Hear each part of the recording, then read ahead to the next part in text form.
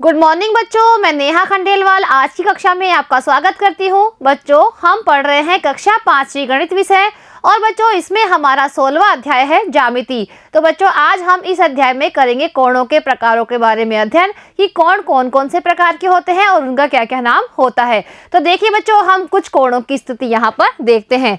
देखिए बच्चों, यहाँ पर बना हुआ है कोण नंबर 1 इस तरह से और कोण नंबर 2 इस तरह से। बच्चों पिछली कक्षा में आपने सीखा था कि समकोण क्या होता है। बच्चों जो कोण इस तरह की स्थिति बनाता है वो होता है समकोण। अब देखिए बच्चों, इन दोनों में आप देखिए कि यहाँ पर कौन से कोण बन रहे हैं। यानी बच्चों यहाँ पर जो खुला हुआ हिस्सा है वो समकोण से कम है, यानी वो इस तरह से झुका हुआ है। और इसमें भी बच्चों यहाँ पर जो खुला हुआ हिस्सा है वो समकोण से छोटा हमें दिखाई दे रहा है, वो इस तरह का दिखाई दे रहा है, क्योंकि बच्चों समकोण की दोनों लाइनें बिल्कुल होती है सीधी। तो बच्चों ऐसे कोण जो समकोण से छोटे होते हैं न्यून कोण कहलाते हैं। बच्चों जो कोण समकोण से छोटे होते हैं वो न्यून कोण कहलाते हैं। अब देखिए बच्चों, समकोण से छोटे वो कितने भी हो सकते हैं, जैसे इससे छोटा ये या ये, यानी समकोण से छोटे जो भी कोण होंगे वो होंगे न्यून कोण।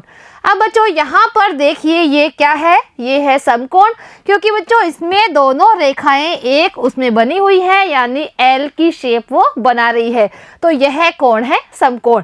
अब बच्चों 90 डिग्री का कोण समकोण कहलाता है और बच्चों जो समकोण से छोटे होते हैं वो कहलाते हैं न्यून कोण। अब देखते हैं कि अगला कोण कौन सा है। देखिए बच्चों यहाँ पर आपको दो चित्र दिखाई दे रहे हैं, इसमें जो कोण है वो कौन से हैं। देखिए बच्चों वो कोण कुछ इस तरह से हमें दिखाई दे रहे हैं और इसमें बच्चों यह इस तरह से दिखाई दे रहा है और यह हमें देखने पे कैसा दिखाई दे रहा है, ये बच्चों समकोण है और ये हमें देखने पर ऐसे दिखाई दे रहा है कि जैसे ये समकोण से भी अधिक खुला हुआ है। और इस चित्र में बच्चों यह भी समकोण से अधिक खुला हुआ हमें दिखाई दे रहा है। तो ऐसे कोण जो समकोण से बड़े होते हैं अधिक कोण कहलाते हैं। बच्चों जो कोण समकोण से बड़े हमें खुले दिखाई देते हैं वो क्या कहलाते हैं, अधिक कोण। अब बच्चों हम देखते हैं कि यहाँ पर जो घड़ी है उसकी दोनों सुइयां हैं बिल्कुल एक लाइन में, तो बच्चों यहाँ पर बन रहा है एक कोण और यहाँ पर ही बच्चों देखिए रेखा जो ए और बी है उसके ऊपर एक कोण बन रहा है। तो ये कौन सा कोण होता है बच्चों, जब दो सरल रेखाएं एक सिध में हो तो ऐसा कोण सरल कोण कहलाता है। बच्चों जब दो सरल रेखाएं एक ही सिध में हो तो वह कोण सरल कोण कहलाता है। देखिए बच्चों घड़ी में जब 6 बजते हैं तो इसकी दोनों सुइयां एक सिध में आ जाती है, इसका मतलब इस समय जो बनने वाला कोण है घड़ी में वो है सरल कोण। इसी तरह बच्चों अगर घड़ी की एक सुई 3 पर है और एक सुई 9 पर है तो ये देखिए दोनों सुइयां एक सिध में हो गई है, इसका मतलब है कि यहाँ पर बनने वाला कोण भी है सरल कोण। अब बच्चों आपने समझ लिया है कि न्यून कोण किसे कहते हैं। जो कोण समकोण से छोटे होते हैं उन्हें कहते हैं न्यून कोण और बच्चों 90 डिग्री का कोण समकोण कहलाता है और जो कोण समकोण से बड़े होते हैं उन्हें कहते हैं अधिक कोण। इसी तरह से बच्चों जो सरल कोण होता है वो क्या होता है, जब दो सरल रेखाएं एक ही सिध में होती है तो उस पर बनने वाला कोण होता है वो होता है सरल कोण। देखिए बच्चों उस समय ये रेखा की स्थिति कुछ इस तरह से होती है।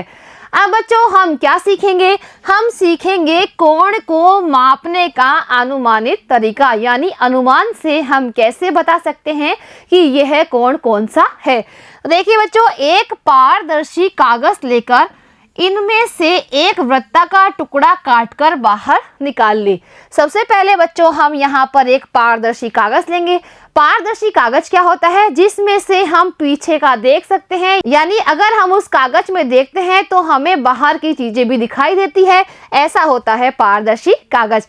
तो बच्चों पारदर्शी कागज में से हमने एक वृत्ताकार टुकड़ा बना लिया है और इसको इस कागज में से काट कर हमने क्या कर लिया है, अलग कर लिया है। अब क्या करना है बच्चों, अब इसे बीच में से मोड़कर एक बार फिर 2 बराबर हिस्सों में मोड़ो। अब देखिए बच्चों यहाँ पर जो वृत्ताकार टुकड़ा हमने ले लिया है उसको यहाँ बीच में से हमने मोड़ दिया है तो कुछ इस तरह की स्थिति बन गई है। यानी जब हमने मोड़ा है तो इसका ये वाला भाग इस भाग के ऊपर आ जाएगा, तो यह इस तरह से दिखाई देगा। इसी तरह बच्चों हमें इसके बीच में से वापस इसे मोड़ना है और इस भाग को इस भाग के ऊपर रखना है, तो इसकी स्थिति कुछ इस तरह से हो जाएगी। अब बच्चों जब हिंस को हम वापस खोलते हैं तो इसमें इस 4 तरह की रेखा बन जाती है। अब बच्चों इस रेखा के जो बीच वाला हिस्सा है उसको हम काट कर अलग कर लेते हैं कैंची से। अब देखिए बच्चों यहाँ पर 2 टुकड़े हमें मिल गए हैं। इनमें से किसी एक टुकड़े से कोण को समकोण से छोटे अथवा समकोण से बड़े के आधार पर न्यून कोण या अधिक कोण में हम माप सकते हैं। अब देखिए बच्चों यहाँ पर जो टुकड़े हुए थे 2, उसमें बच्चों इस तरह की लाइन होती है, यानी यह जो लाइन है वो हमें दर्शाती है कि यहाँ पर बनने वाला कोण है समकोण, क्योंकि इसमें 2 रेखाएं एक दूसरे के ऊपर खड़ी हुई है। अब बच्चों इसके इधर भी बनने वाला कोण समकोण है, क्योंकि यहाँ पर भी L की स्थिति ही बनी हुई है। अब बच्चों जो कोण समकोण से छोटा है, यानी अगर हम इस लाइन के बीच में कोई कोण बनाते हैं तो यह कोण हो गया है न्यून कोण, क्योंकि समकोण से छोटा कोण होता है न्यून कोण। अब बच्चों यहाँ पर देखिए ये है समकोण, क्योंकि यहाँ पर बन रही है L की शेप। अब बच्चों अगर हम इसी कागज पर इस तरह से यानी समकोण के ऊपर कोई कोण बनाते हैं तो यह हो गया है अधिक कोण। तो बच्चों अब हम तीनों कोणों को अच्छी तरह से समझ गए हैं। अब देखिए बच्चों यहाँ पर हमें करना है एक अभ्यास। अब देखते हैं कि अभ्यास में हमें क्या करना है। नीचे दी गई ज्यामितीय आकृतियों में सभी कोणों को पहचान कर उन्हें न्यून कोण, समकोण अथवा अधिक कोण के रूप में चिन्हित कीजिए। बच्चों यहाँ पर आपको कुछ ज्यामितीय आकृतियां दिखाई दे रही है, इसमें बच्चों कोण बने हुए हैं, तो हमें इन पर बनने वाले कोणों को पहचानना है और उसका नाम बताना है। यानी बच्चों जो कोण समकोण है उसको हम लिखेंगे समकोण की लाइन में, और जो कोण अधिक कोण है यानी समकोण से बड़ा जो कोण है उसे हम लिखेंगे अधिक कोण वाली लाइन में, और जो कोण समकोण से छोटा कोण है उसे हम लिखेंगे न्यून कोण की लाइन में। तो करते हैं बच्चों, यहाँ पर सबसे पहले हम देखेंगे A पर बनने वाला कोण कैसा है। तो देखिए बच्चों A की स्थिति कुछ इस तरह से है, यानी यहाँ पर जो बनने वाला कोण है वो समकोण से छोटा है। इसका मतलब है कि कोण A वो कैसा है, न्यून कोण है। तो हम बच्चों यहाँ पर न्यून कोण वाले शीर्ष में लिखेंगे A का नाम, यानी कोण A है न्यून कोण। इसी तरह से बच्चों अब B देखिए, B पर बनने वाला कोण कैसा है, यह B समकोण से छोटा है, क्योंकि अगर समकोण होता तो वो इस तरह से बनता, लेकिन ये समकोण से कम खुला हुआ है। इसका मतलब है कि कोण B भी है न्यून कोण। अब बच्चों यहाँ पर देखिए कोण C कैसा है, यह भी बच्चों न्यून कोण है, यानी समकोण से छोटा है, क्योंकि अगर हम समकोण बनाते हैं तो वह इस तरह का होता है और ये जो C है वो इससे कम खुला हुआ है। इसका मतलब है कि जो कोण C है वो भी है न्यून कोण।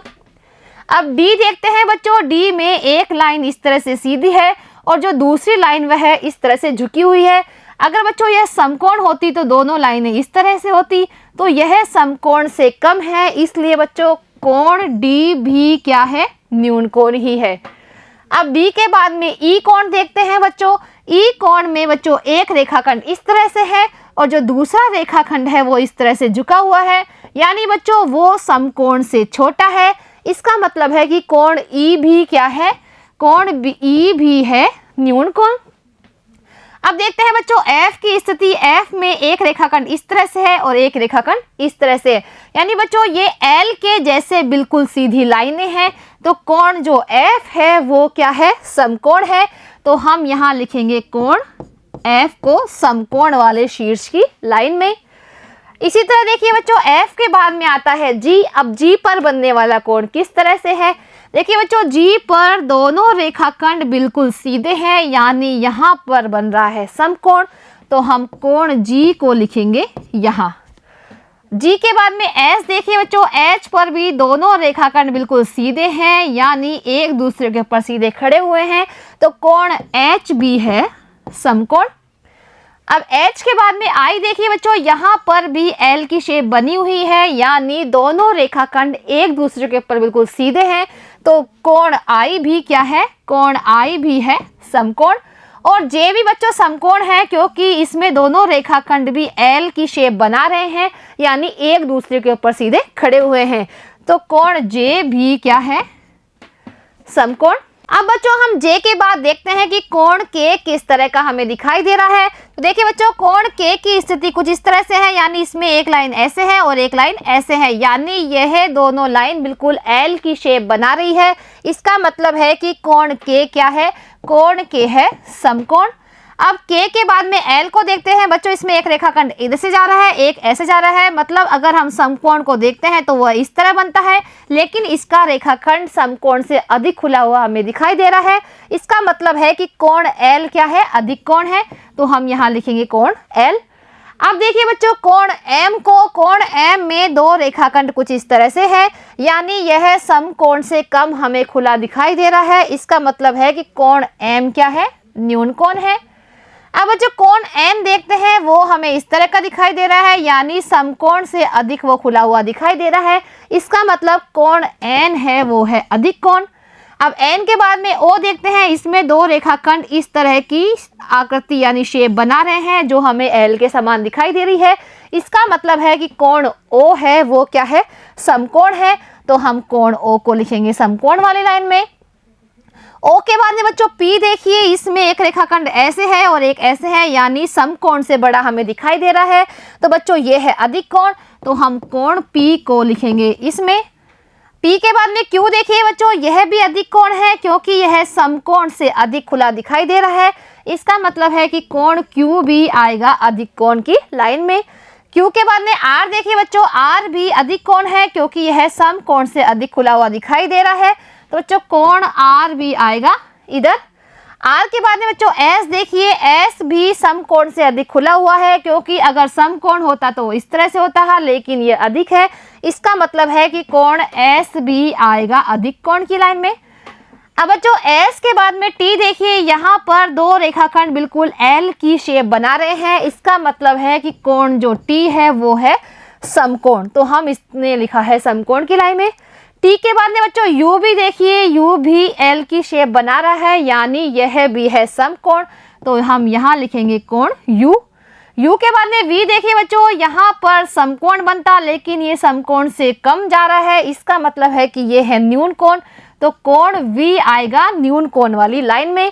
अब W देखिए बच्चों, W समकोण से अधिक खुला हुआ दिखाई दे रहा है, क्योंकि अगर समकोण होता तो वो इस तरह से होता, लेकिन ये इससे अधिक है। इसका मतलब है ये अधिक कोण है। तो बच्चों कोण W को हम लिखेंगे अधिक कोण वाली लाइन में। तो बच्चों अब हमने देख लिया है कि न्यून कोण, समकोण, अधिक कोण और सरल कोण किसे कहते हैं। अब बच्चों अगली कक्षा में हम चांदे के उपयोग के द्वारा कोणों की माप करना सीखेंगे, और इसके साथ ही हम करेंगे हमारी प्रश्नावली। तो मिलते हैं अगली कक्षा में। आज के लिए इतना ही, धन्यवाद।